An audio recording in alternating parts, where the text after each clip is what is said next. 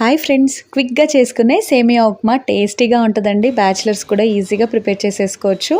ముందుగా మనం స్టవ్ పైన కడాయి పెట్టుకొని 1 టీ స్పూన్ నెయ్యిని, అందులోకి 1 కప్పు నిండుగా సేమియాను వేసుకొని మీడియం ఫ్లేమ్లో దోరగా వేయించుకోవాలి. ఇప్పుడు అదే కడాయిలో 2 టేబుల్ స్పూన్ల ఆయిల్ని వేసుకొని ఆవాలు, జీలకర్ర, శనగపప్పు, కాజు, పల్లీలు దోరగా వేయించుకోవాలి. 2 రెబ్బల కరివేపాకు, 4-5 పచ్చిమిరపకాయలను వేసుకొని ఒకసారి కలిపేసి కట్ చేసుకున్న ఉల్లిపాయ, క్యారెట్, క్యాప్సికమ్, బీట్రూట్ని కూడా వేసుకొని 1 నిమిషం పాటు కలుపుకున్న తర్వాత అందులోకి 1/2 టీ స్పూన్ అల్లం వెల్లుల్లి పేస్ట్ని వేసుకొని పచ్చివాసన అంతా పోయే వరకు ఫ్రై చేసుకోవాలి.